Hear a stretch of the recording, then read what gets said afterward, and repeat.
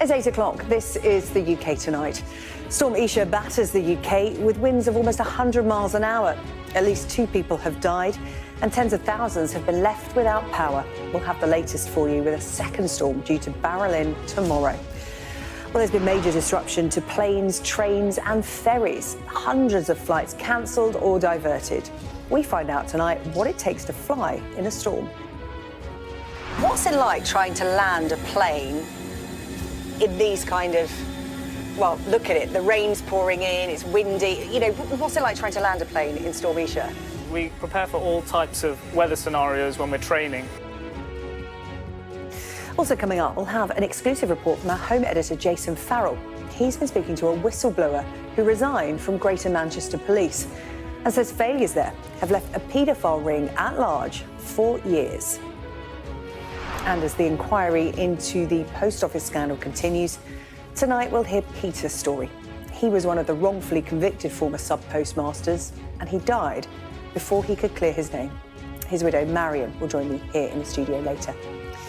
And we'll hear about the campaign to make an ordinary woman from Yorkshire a saint. All that to come and much more on the UK Tonight.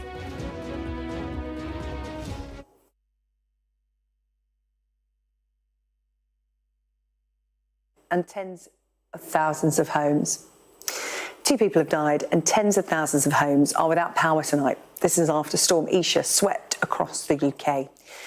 Travel has been disrupted all over the country today. Trains cancelled, roads closed because of flooding, high winds and fallen trees. And there's no let-up in sight with another storm, this one named Joselin, due to hit tomorrow, bringing with it more wind and rain.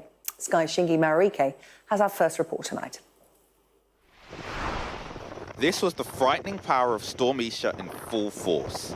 Extreme weather that proved not just ferocious, but fatal, with 2 people killed, including here in Fife, where an 84-year-old man died after the car he was in hit a fallen tree.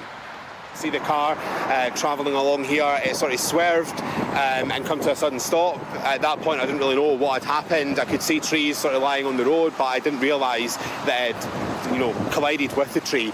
It was awful. Scotland gets windy weather all the time, but this is probably the worst storm we've had in around 10 years. These wet, wild conditions battered Ireland. In Northern Ireland, a man in his 60s also died when his car hit a tree.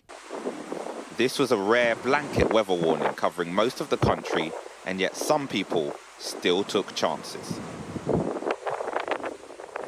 While some rode their luck, others were thankful for it.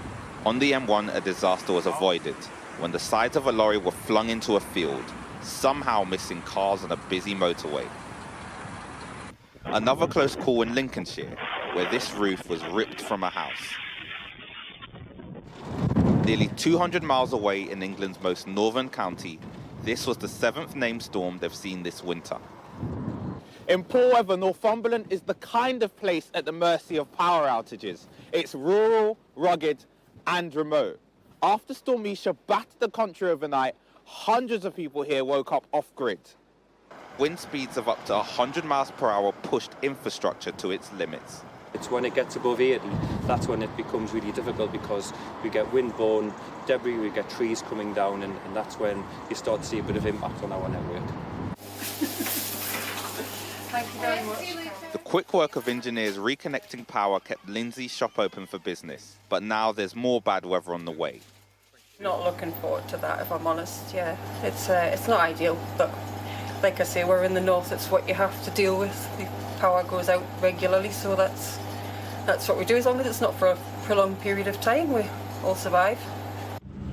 In an unusually harsh winter, another storm is approaching, putting these communities on alert once again. Now, Storm Isha could have, caused some problems, weakened structures, weakened trees that may then come down as a result of Storm Joselin. So although Storm Joselin isn't as intense, there is a higher chance than usual that this storm could cause some disruption because it's following so closely after a previous storm. A second battering in less than 48 hours can only mean more chaos and more danger to life. Shingi Marike, Sky News, Northumberland. As always, when a storm hits the UK, airline pilots have been earning their salaries. We can bring you the scene at Bristol Airport as planes tried to land yesterday. Conditions extremely challenging for the pilots involved, many of them taking a number of attempts to land, some having to divert to other airports. Passengers on one flight into Bristol have been describing the scenes on board as hell. Well, we all tune into Big Jet TV when these kind of conditions hit, don't we? They were at Heathrow Airport to see this abandoned landing as conditions got really tricky in West London. And that area wasn't even in the amber warning zone, with London and parts of the southeast avoiding the worst of the conditions. So, landing planes in a storm isn't exactly straightforward. I spent the afternoon at the London Geller College of Hospitality and Tourism, which is part of the University of West London, to see how it's done. So, Umar, we've set the simulator up for the same conditions as Storm Isha yesterday. What's it like trying to land a plane in these kind of, well, look at it, the rain's pouring in, it's windy. You know, what's it like trying to land a plane in Storm Isha? It's a relatively normal landing. We prepare for all types of weather scenarios when we're training. And when you're considering those, you've often seen these kind of scenarios before in the simulator. When you've been doing your flight training as well, you wouldn't have just flown in good weather, you would have flown in some bad weather conditions as well. And also, if the weather is out of limits and it puts safety at risk, then you either don't go flying or you divert and you don't land at that particular airport. We've all seen the videos over the last 24 hours of planes to the amateur looking like making some pretty hairy landings at airports up and down the UK. What's the difference between making one of those kind of landings and having to be diverted? As a passenger, you're probably only flying a few times a year. And what might seem hairy or scary for you, for a pilot, actually might be part of their everyday. Yeah. So there are obviously extreme weather conditions, and we've seen the storm. It's provided quite some interesting videos. But as far as the pilot's concerned, it's always going to be a safe landing if they've decided to go ahead with the landing, because they will have looked at lots of different criteria before they've made that decision. And also, there's two pilots in the flight deck, so there's always two sets of eyes and ears on everything that's going on. Yeah. Well, I could see the runway approaching. So far, so good. No pressure, Umar. I realise that I'm talking to you throughout this complicated landing, or not complicated, as you put it. How will you be preparing for this landing? Because this must be the most difficult part of the journey during a storm.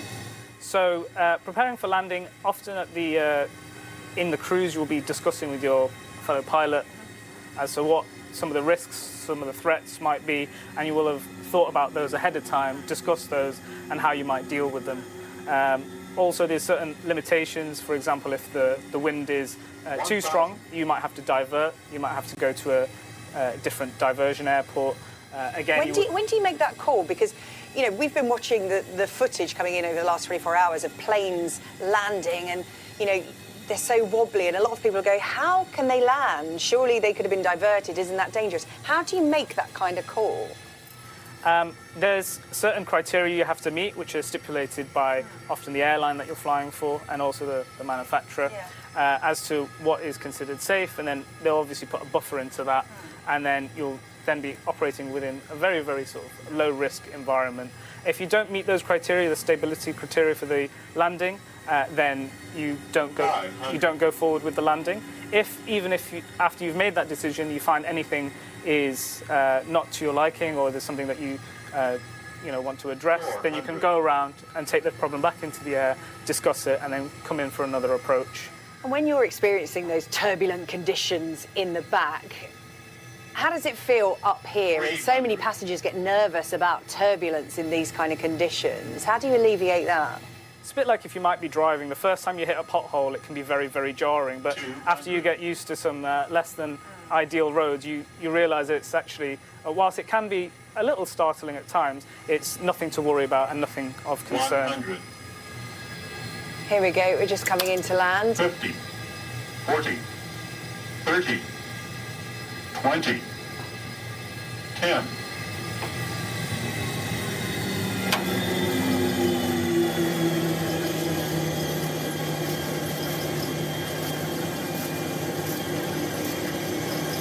Umar, that looked and felt pretty good to me. With me chattering away alongside you, I'm sure pilots would have far less distractions on something that is... This is the most difficult part, right, of flying in a storm, the landing, or the takeoff. Well, I guess difficult is relative. You know, there's different challenges at all the different stages of flight. Landing comes with its own challenges, and I'd say that they're no more or less than other parts of the flight. I find landing the best part of the job, so it's the favourite part of the flight. Well, there you go. That is really reassuring for people to hear, because there's more stormy weather coming and people have to travel. Right, the important bit is where's the button for the tea and coffee, because you deserve one after that, don't you, if you've been flying. There you go. That's it. Perfect. Tea or coffee? Coffee, strong. Good choice. Well, I don't know about you. I'm not a particularly nervous flyer, but I would have been in those kind of conditions. And thank you to Umar for reassuring me and hopefully you. As I mentioned, there are plenty more hazardous weather to come over the next couple of days. Storm Joselin on her way. There's an amber warning for wind that's in place for western and northern Scotland from 6 o'clock tomorrow evening, with a Met Office warning of damage to property and a good chance of power cuts and disruption to travel. Elsewhere in Scotland, there are yellow warnings for wind and rain. Looking further south, there's a yellow warning for rain for northern England and North Wales, and a yellow warning for wind across a band of South Wales, the Midlands and the North East. Our Chief North of England correspondent Greg Milam joins me now live from Wallasey on Merseyside. Greg, what's been happening there and what more are they expecting? Well, if it is a lull between those two storms, it's not much of one. It's still pretty blustery here. We're still getting gusts of 50 miles per hour winds. So they await that next storm while they're still dealing with the tail end of Isha, really. I suppose what was notable was how widespread the warnings were, and we saw those warnings were spot on, because the damage was very widespread across the country, and there are still lots of people dealing with that disruption tonight. At the worst of it, there were tens of thousands of people without electricity. There are still lots of people, despite the work by the energy companies today to get them reconnected, still without power tonight. Electricity Northwest sending out details of catering facilities, hot food facilities for people who don't have their power on and therefore can't cook at home tonight. So that work will continue. We've seen also, of course, the railways trying to clear all that debris, the trees, the greenhouses, the sheds from those railway lines to get things back to normal. On the roads as well, similar work going on. And also this issue of flooding, which in some places wasn't as bad as was expected, but still fire services having to rescue people who were trapped in their vehicles in Yorkshire from rising floodwaters. So across the board, a significant impact. And it's why we have these named storms, why they want people to listen to the warnings and take them seriously, because, of course, sadly, we saw the impact on the roads with those fatalities from trees being down. And Joselin coming in again. So tomorrow night around this time, they'll be battling that storm here. This winter just doesn't let up on people across the country. Greg, thank you. Greg Milam there with the latest from Wallasey. The stormy conditions sure to feature in tomorrow's newspapers. Coming up tonight, we'll have our extended press preview and news review. That's from 10:30 tonight. Joining us in the studio, the political editors of The Sun and The Guardian, Harry Cole and Pippa Crerar. A whistleblower who resigned from Greater Manchester Police has been telling Sky News that the force's Child Protection Investigation Unit is not fit for purpose, and failures have left a paedophile ring at large for at least 7 years.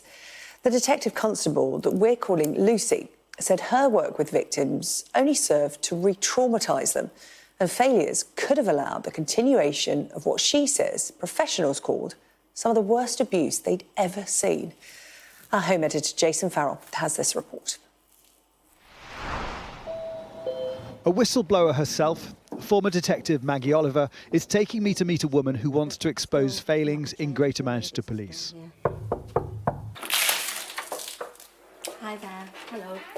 Nice to see you. Lucy, not her real name, recently resigned from the force's Child Protection Unit, which she says isn't protecting children. I don't think we're making things better for these kids. In fact, I think we're making it worse. I don't think this Child Protection Unit is fit for purpose. Assigned a major operation into a potential paedophile ring in Manchester, Lucy first noticed a problem when she realised there'd been 2 previous complaints involving the same suspects and other children, one where the case had been closed.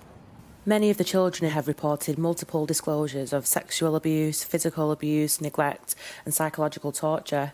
And this is what professionals have called some of the worst abuse they've ever seen. But Lucy says the children's records hadn't been examined. She was now leading a complex investigation with very young victims whose trust she needed to gain. I wanted to go and see them regularly, but the time just wasn't made available to me. And so you'd go and speak to them, you'd bring it all back up, re-traumatise them, and then you'd leave them hanging. And what were your superiors saying back to you? You just got a lot of shoulder shrugging. She says her team was understaffed and her other caseloads piling up. I know that the superintendent level knew about this, so it goes that far up. You start to realise it doesn't matter how far you go up, no one's going to listen. Last week, a report into Greater Manchester Police found multiple failures during a child abuse investigation in Rochdale over a decade ago. At a press conference, the Chief Constable said lessons had been learned. But Maggie Oliver, the detective who blew the whistle on the scandal, said he was wrong and told the room about whistleblower Lucy.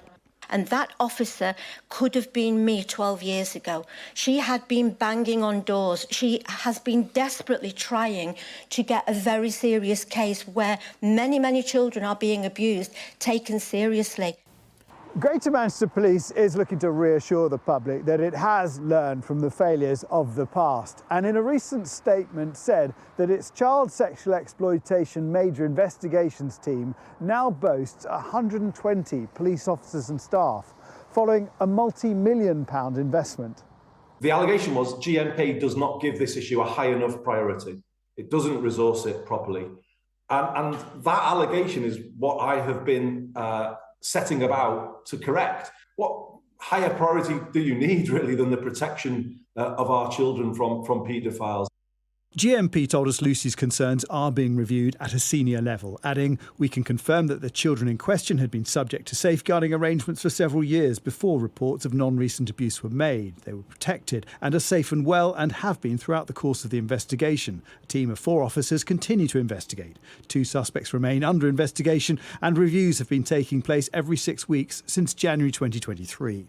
I think if they were allowed to follow the lines of inquiry, I think they would find it was a massive, massive job. So what is it? A paedophile ring, that's what I think it is. And I said that. And it's still going on now, potentially. So it's 7 years since the first child came forward.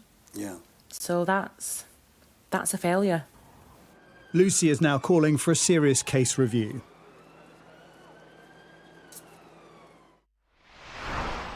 Well, Jason is with me in the studio now. And Jason, just listening to that report there, you immediately draw parallels with something you were covering extensively last week. And that was the investigation into the Rochdale grooming gangs and what happened there and the fallout from it. Yeah, and particularly the way in which it was investigated, because at the time, of course, Rochdale was seen as a success in 2012, which looked at, the fact that there were 9 prosecutions, there were successful prosecutions. But when you saw the report last week, they were saying that there were 96 people who posed a threat.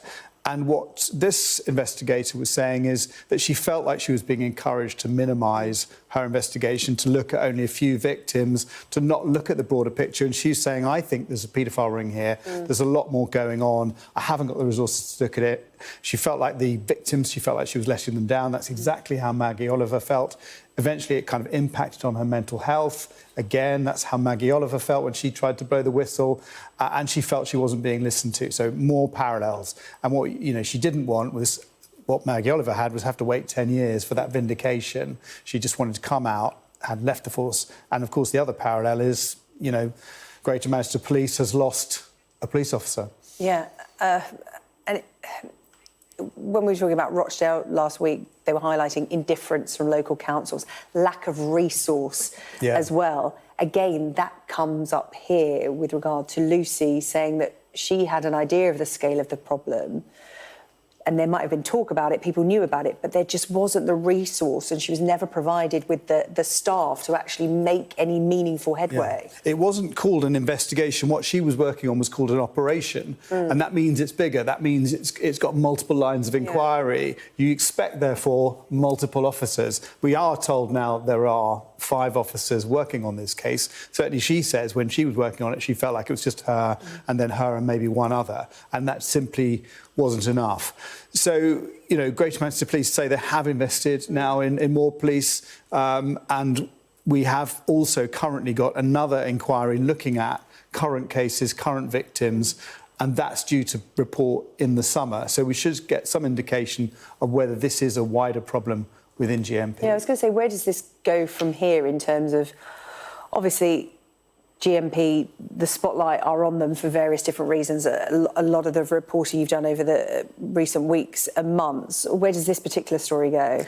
Well, I think now it is this particular case will form part of that subsequent review. There have been 3 reviews into historic cases. This 4th review now looking at current victims, and the victims in this case and this police officer's testimony will no doubt form a part of that review, which is due to report in the summer. OK, Jason, I know you'll follow this story and we'll follow it with you on the UK Tonight. Thank you. Right, still to come on the programme, the inquest into the death of a 13-year-old boy in South Wales who drowned after being pushed into a river as a prank. Ministers urge parents it's not too late to get children vaccinated. This is as the National Health Service warns there is a very real risk of measles outbreaks. And a woman jailed for 6 years over this explosion at her ex-partner's flat. We'll have the details.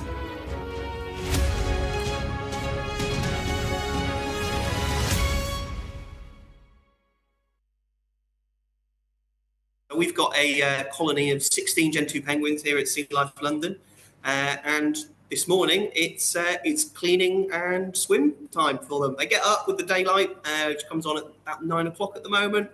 First thing they do, go for a nice little swim, a little bit of a wash, and then stand around waiting for the keepers to come along. I think most people are aware of penguins, but the main point of Penguin Awareness Day is to raise awareness for the things they are facing in the wild, which are reducing some species numbers. Like African penguins, for example, they are the most endangered penguin. They face a lot of habitat threats, overfishing, climate change. All those factors combined are having an effect on some penguins in the wild, which is a shame. So as fun as they are to watch and just see them do all their weird things, building nests out of rocks, it's important to be mindful that these guys are facing some challenges in the wild. Gen 2s as a whole, they are some of the nicest penguins. They've all stopped. They're very curious. I'll just turn it this way. You can see they're all watching me. There we go. But yeah, I don't want to be on camera. I watch from the side. So yeah, they're very curious animals. It's really nice to sort of see.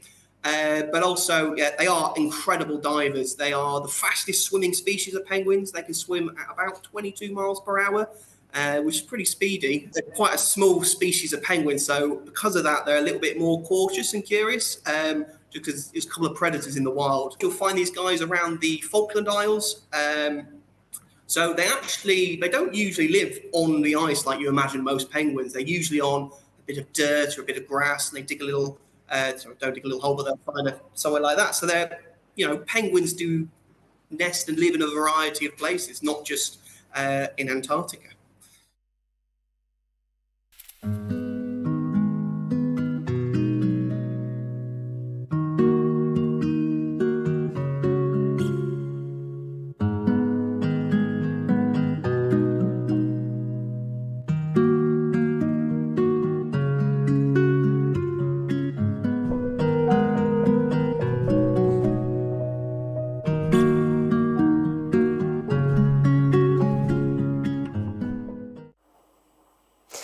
Welcome back. You're watching the UK Tonight. Here's what's coming up. The Scottish-born transgender golfer dreaming of a place on the LPGA Tour. And the campaign to make a Yorkshire woman who set up a school for girls 400 years ago a saint. But first, millions of parents in England are being urged to book their children in for missed measles, mumps and rubella jabs. Health officials are warning of the very real risk of measles outbreaks and say that the decline in the uptake of childhood vaccinations, including the MMR jab, is a serious concern. Well, that campaign is launched today. Sky's Amelia Harper is with me because, Amelia, we've been talking for a number of weeks now about measles outbreaks and the disease being on the rise in the UK. What numbers is the campaign talking about? Because they're talking pretty much about measles outbreaks up and down the country. Yeah, that's right. Well, this rise in cases is really concerning for medical professionals. It's what's led to this NHS campaign, which is urging parents to get their children vaccinated if they have missed out on these routine childhood vaccinations. What is measles, though? I think for those that don't know what measles are, it's a highly contagious disease that could lead, in some cases, to death, to also serious health complications as well. Some symptoms include high fever, cough, runny nose and a rash all over the body. And it is easily preventable with 2 jabs, one aged 1 and another one aged 3 years and 4 months. Now, the UK Health Security Agency has said it's really concerned about the very real prospect of an outbreak of measles. It has declared what it calls a national incident, which essentially signals the risk to public health that it sees that could be in the future. But in terms of that data, it's basing this on the West Midlands, particularly Birmingham. They say that's the worst affected area. It says 216 confirmed measles cases and 103 probable cases in the last 4 months. These were mostly in children under 10, and it also cited London as an area which had a rise in cases. So fundamentally, this is a catch-up scheme. Parents of children aged 6 to 11 will be urged to get their children vaccinated. The NHS says this is a safe and effective jab, and it wants parents to come forward to ensure that we can continue to have adequate population coverage against measles. OK, Amelia, thank you. Amelia Harper there with the latest. Now, we can take a look at some of the other stories making news in the UK tonight. First of all, a woman who set her flat on fire and caused an explosion at her ex-partner's home has been jailed for 6 years.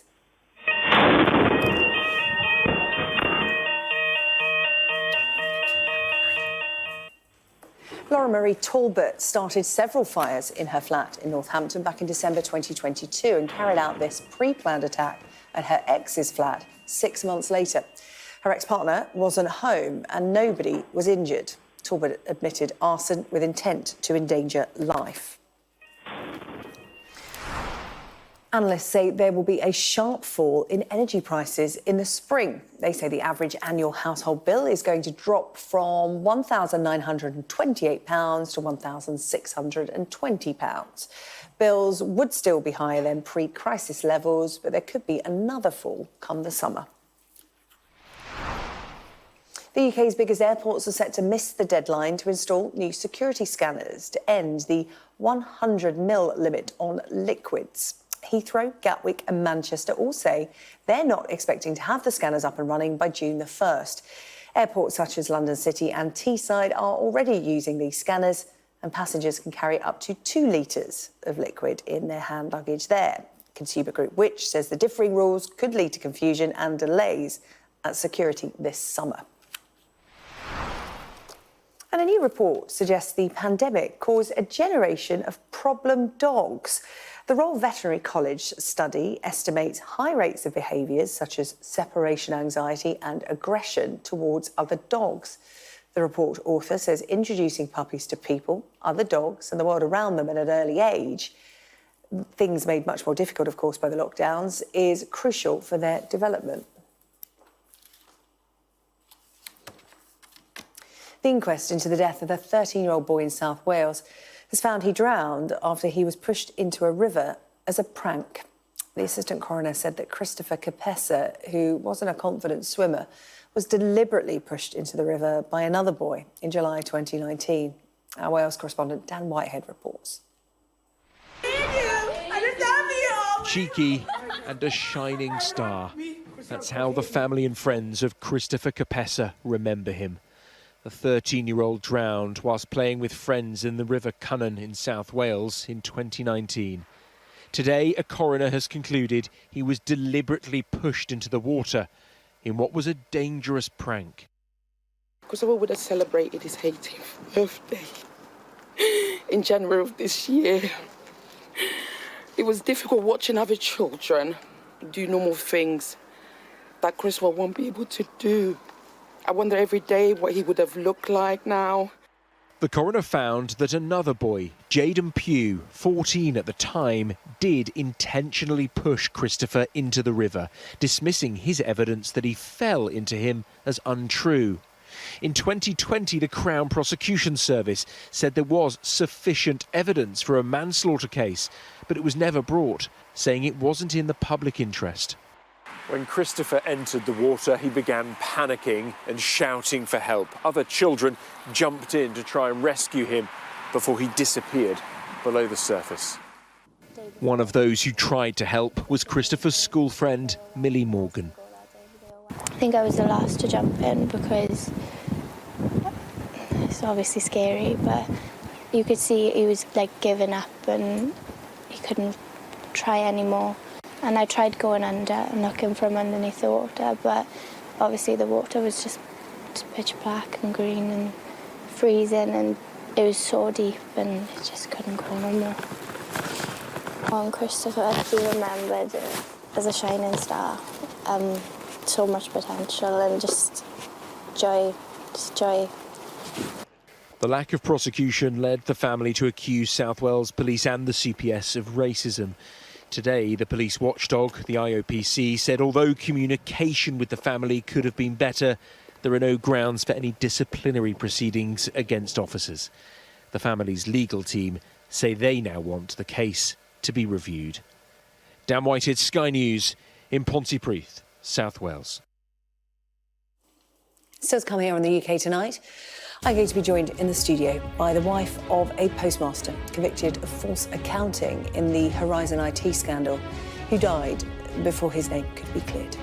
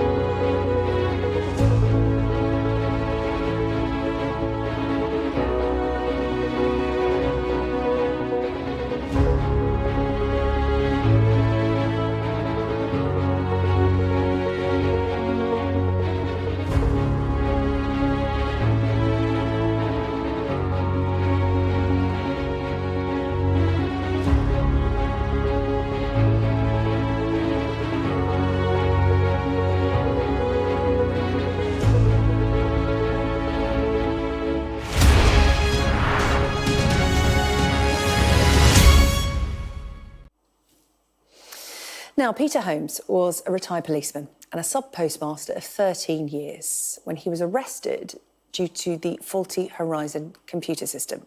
He was accused of stealing £46,000. When his case came to court in 2010, the Post Office said it would drop a theft charge if he pleaded guilty to false accounting. Peter agreed, and he was given a suspended sentence. He died 5 years later, before his name could be cleared. He was exonerated in 2021. But as far as he was concerned, when he died, he was still considered a criminal. And his wife, Marion, says that is something that can never be put right. Well, Marion joins me live in the studio tonight. Marion, good to see you. Thank you so much for coming in to talk to us about Peter's ordeal and your family's ordeal, because it continued after Peter's passing. First of all, tell me about Peter, a retired policeman going into the post office. Ex-policeman. He'd run his own post office and then he went relief working, and then he was actually managing a post office for somebody else when he got kicked out. And I honestly knew nothing about it. And I had a shop at the time, and he came and opened the shop door and said, "Can you come outside, Marion?" And when I went out, he said, "I've been kicked out. They think I've stolen £46,000. And that was like a bombshell. But we never thought that anything would come of it because we knew he was innocent. You knew he hadn't taken that money? When I came back the following day to pick something up out of the garage, Peter was there. I said, "Oh, where's your car?" He said, "They've brought me home." I said, "They don't seriously think you've taken that money, do they?" He said, "I'm afraid so." And evidently they'd searched the house. Found nothing, of course, but searched the house. What kind of stress was Peter under? You say you didn't know until it reached the point where he was kicked out of the post office, unceremoniously taken away from his job. But you knew something was up. This kind of stress, that's hard to hide. Yeah, we knew there was something wrong because when he was getting ready to go to work in the morning, my daughter, who was at home at the time, and I could hear him throwing up in the bathroom. But when we asked him what was wrong, "Oh, nothing, I was just coughing." He wouldn't let me know what was wrong. So we had no idea. He, like so many others, were told that he was the only one experiencing this discrepancy, as I'm sure he called it to the investigators, but the investigators were clear it was theft. He'd taken the money. And also, he, like so many others, pleaded guilty to false accounting in the hope that he wouldn't get a prison sentence. As a retired police officer, he didn't want to go to prison, so he pled guilty to a lesser charge, got a suspended sentence. But what was that like for him? A proud man, as I said, retired police officer, to be a convicted criminal? He just shut him down. Fortunately, the day that we came out of court, a friend said, "Go onto your computer and type in post office problems." So straight away, we heard of Alan Bates and the JFSA. And that weekend, we had to go down. They were having a meeting at a solicitor's down in Bedford. And Pete said, "Well, just about," because he was curfewed from 7 at night till 7 in the morning. And he said, "I just about get there and back if I can see somebody straight away." And he did. And we already by then knew that there were several others. So that helped us a lot because when we sat round the room, the first meeting, and everybody told the story, they were almost all identical. Nearly everybody had been dropped, the theft dropped at the last minute. Nearly everybody had been told there was nobody else involved had a problem. His name was not cleared until after his death. No.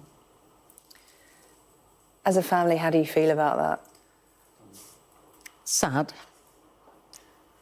It can't be changed, so there's no point in dwelling on it.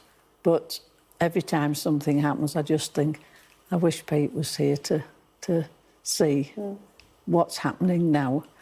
He died just as we were getting the papers together to go to the group litigation meeting to the courts. So he knew something was hopefully heading in the right direction, but he never knew what the outcome was. They hadn't even gone to court when he died. So, yeah, as far as he knew, he was still convicted. Well, Marion, you continued the fight in Peter's name. Yeah. And on behalf of so many others as well. Tomorrow, as part of the inquiry, you'll be sitting there in the same room as the investigator who started the criminal proceedings, essentially, against Peter. What do you think you will hear from him? What do you want to hear from him tomorrow? I want to hear why, and why he didn't listen to the fact that Peter had a good record. He had as I say, an ex-policeman. Nobody believed him. And I just wish somebody had just listened to him and said, this. I mean, it was obvious he wasn't guilty. Everybody who knew him, I mean, we were lucky because some people, they had villagers and everybody else turned against them. Nobody that knew Peter ever thought that he was guilty. But it hurt him, and it hurt him to see the big newspaper article saying ex-policeman guilty of false accounting. And I think that was what really hurt him, because it was just there in black and white. What do you want to happen at the end of this, Marion? Because there is a wave of momentum. This inquiry is ongoing. There's much more to come. What does the conclusion of it look like in your mind's eye? What keeps you going? I want everybody to get what they deserve. And as I say, that's the good as well as the bad. I want those who had any hand in it, and there's right through Post Office, Fujitsu, governments of all colours had a hand in it, or knew about it and buried their heads. And I want to see justice done for those, but more than anything else, all of those that have been affected get compensation. Well, it isn't compensation, it's getting redress. But without having to fight of it. You know, we're having to fight every single bit. They come out with these big ideas, oh yes, everybody can have this much, everybody can... We never get it. We just have to fight every single step of the way, and we shouldn't have to. It's been proved that we're right, so they should accept that and just get on with it. Marion, thank you for coming in to speak to us and to tell us Peter's story. And we wish you luck tomorrow. I know it's going to be difficult, but we really appreciate you coming to talk to us, and we'll talk again soon. This isn't done yet. Thank you. All right, thank you, Marion. Thank you. City. Now, a Scottish-born transgender golfer has spoken of her dream of earning her LPGA Tour card. This is after winning a tournament in Florida. Hayley Davidson won the Next Women's Classic to earn a spot on the LPGA's qualifying tour. However, her victory has sparked anger online. Our sports correspondent Bob Harris has the story. That's what you have to win next. A first golf trophy in 3 years for Hayley Davidson. I am so proud of you, Hayley. I really am. A Scots success in Florida celebrated with mum. But as a transgender woman, her very participation in last week's all-female event in Florida is questioned. I win and people freak out. As soon as you play well, the whole world kind of, ends and, oh, I'm destroying women's golf now and all this other stuff. Do you recognise that you might have an unfair advantage? I recognize that I did have an unfair advantage a few years ago. I've been transitioning for 9 years. I've been on hormones for almost 9 years. I had surgery, coming up almost on 3 years exactly. I've lost just over 15 miles an hour of swing speed. But those who lost out to Davidson will now be polled by event organisers. While reiterating a commitment to inclusivity, NXXT Golf CEO Stuart McKinnon responded to critics by saying, "We believe it is vital to consider the perspectives of those directly affected by these policies.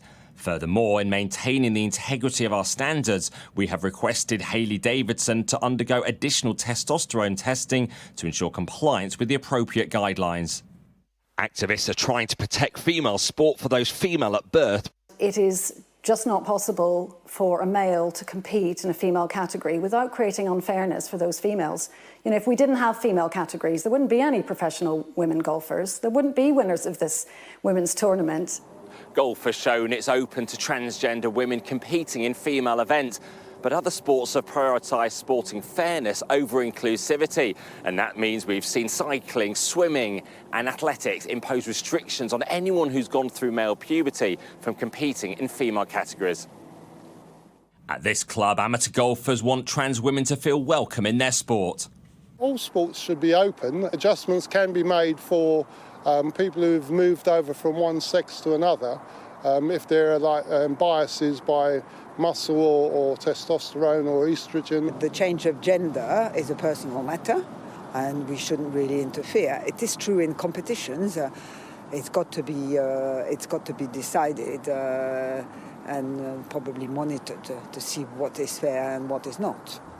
Hayley Davidson is willing to play within whatever rules are required, with the dream of earning a place on the LPGA Tour and competing at the Scottish Open. My kind of outlook on everything is trans athletes shouldn't be banned, but at the same time, there needs to be regulations in place because it shouldn't just be a free-for-all. Fighting for acceptance while just wanting to play the sport she loves. Rob Harris, Sky News, West London. Coming up on the UK tonight, the campaign for sainthood for Mary Ward, the so-called ordinary woman from York who set up schools for girls 400 years ago. And with no more Brits left in the Australian Open singles, is this the end of an era for British success on court?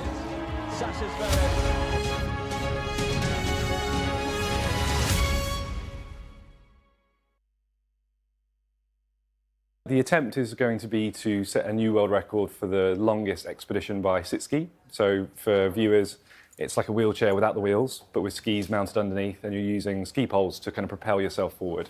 And currently, the biggest distance done to the South Pole is the last degree, which is 111 kilometres. And we're going to be attempting to do 333 kilometres, supported by some of my closest friends that have been through this journey with me, you know, from the mountaineer who I was before, having that moment where life changed. You know, one of the team saved my life on that day, and then the kind of journey that has led to some of these things that we're going to probably talk about, and ultimately has led to attempting to ski to the South Pole, which is probably a dream I've held for my entire life, but never quite believed would happen.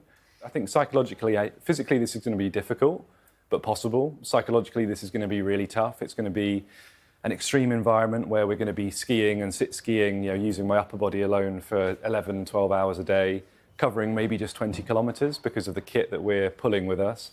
And at the end of the day, obviously, you put up your camp and you have to start the process of readying yourself for the next day. But I think the thing that really gets me through some of these things is the sense of gratitude that, you know, when I had my accident, I very nearly didn't survive. And I owed my life to my best friend whose quick reactions saved me. So the fact that I get these opportunities and the fact that I get to fly the flag for spinal cord injury, fly the flag for disability is something I'm very proud of. The real driver and the real motivation for me comes from a place of remembering what it was like to be in hospital, you know, being told that you were never going to walk again and being told that your reality yesterday is going to be very different to your reality tomorrow. And what I really needed and what I really was searching for in those difficult moments was someone that I could look to and think, there is so much that is still possible. And one of the things that I get to do from time to time that I love is to go back to the ward that I was on for my rehab and talk to the boys, the girls, the men, the women that are there and just say to them, look, you know, we're limited more by our mindset than we are by our physical ability. And, you know, that there is life beyond injury. And as hopefully we will prove, opportunity and doors that open that you could never have imagined.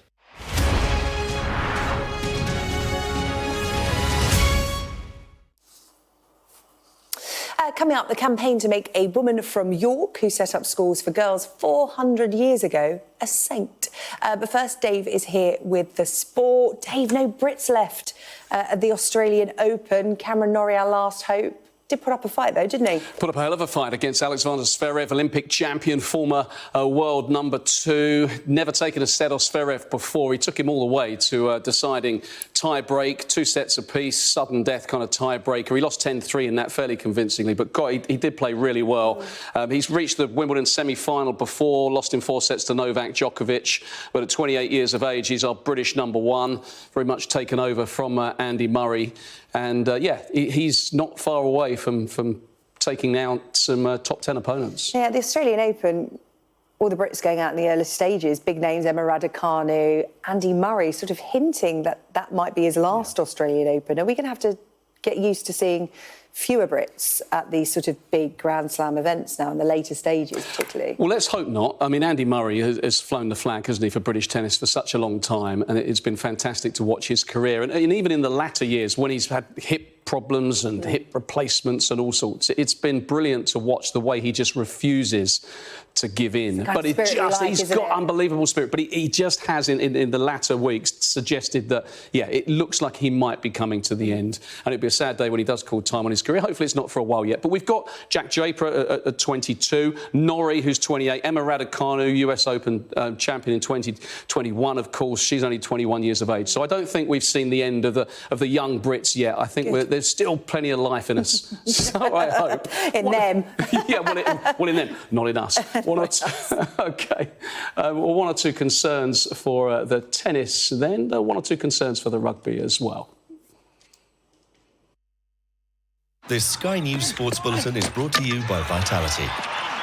Getting more people more active. Live life with Vitality.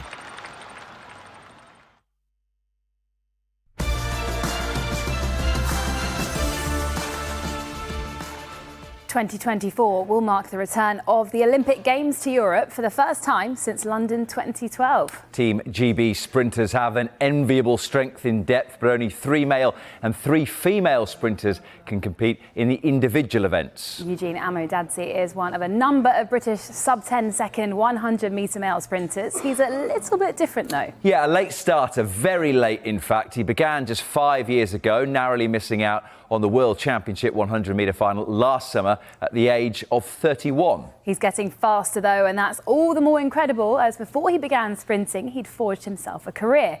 Meet the world's fastest accountant. Right now, I still don't refer to myself as a sprinter. I'm just a chartered accountant. World's fastest accountant, that's what I like to call myself. Run as fast as you can.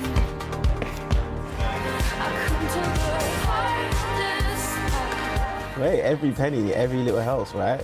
That's what people think accountants are. I'm unbelievably proud of my accountant qualification. You know, my parents pushed me to, go to school, do well, get good grades, and qualify, as something. Being from a West African household, it was called like doctor, lawyer, engineer, accountant. So I guess I went down that route. So I'm incredibly proud of it. And this Sky News Sports Bulletin is brought to you by Vitality. Right, another storm is on the way. Let's take a look at the weather. Warm memories wherever you go. The weather, sponsored by Qatar Airways. Well, there has been a very brief lull in the weather between Storm Isha's departure and the arrival of Storm Joselin tonight. Showers have been dying away throughout the day and winds easing for the south, but stormy conditions will return overnight. There's an amber warning in force for northern and western Scotland. Winds likely to reach storm force again. Further south, windy once again with gusts between 50 and 70 miles per hour expected. This evening, remaining showers over Scotland will die away and winds will ease further from the south. The weather, sponsored by Qatar Airways. Well, it's at that point in the show where we like to leave you with something weird or wonderful. And the campaign for sainthood for an ordinary woman who led the way on girls' education in the 1600s is gathering momentum. Mary Ward was born in Yorkshire more than 450 years ago into a society where women had few rights and lived enclosed lives. What's more, she was a Catholic, which meant religious persecution. Her grandmother was jailed and her cousin executed. However, Mary went on to found schools in 10 European countries where girls could have an equal education to boys. And her supporters say that she is still very relevant today. Well, joining us live from York is Dr. Hannah Thomas, Special Collections and Research Manager at the Bar Convent in York, the oldest living convent in the UK. Close links to Mary. What a fascinating woman, so ahead of her time. Tell me more about her and why people believe she should become a saint. I mean, she's a very interesting woman. The more you kind of get to know her, the more you want to know about her, really. She's an absolute pioneer for education, for equality, so for women's equality, and in general, the power of education. You know, the fact that education gives you the opportunity to do anything, anywhere in the world. She really sort of paved the way for that idea of education opening doors. Yeah. When you think about saints, they really were the first role models. It's the ancient world's version of, role models. But to be a saint, you literally need a miracle. Where does that come in as part of this campaign and this story? I mean, I think there's different aspects of proving sainted today. So there is partly the miracle element, which sadly we don't know too much about. So there are things kind of ongoing on that front that are necessarily kept confidential, while they're being investigated. So the other element of it is proving, relevance to today's society. So it's not just a woman from Yorkshire 400 years ago. She's a woman who changed things, who is relevant to today, who talks about values that we can identify with, and who people should know about. So it's not just about that well-known bit of it, it's the other side of it as well. The idea that it's something of relevance to today's society and something worth celebrating. Yeah, give us an idea of the battle she faced, the obstacles she had to overcome. Because, when you look at countries like Afghanistan, Iran and India, those still very much relevant today for women and girls.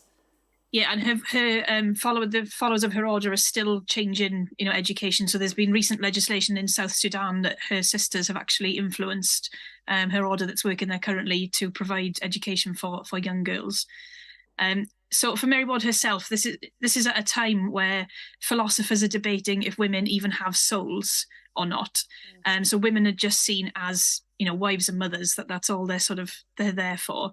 And Mary Ward says that they deserve an education, they're intellectually as capable as boys, they deserve an equal education, they deserve all the opportunities that boys get. And with education, anything is possible for them. It's very modern as an approach. A woman well ahead of her time, being described as an ordinary woman from York, but as you've said there so eloquently, an extraordinary woman from York. We'll follow the campaign. Thank you for joining us on the UK Tonight. Thank you.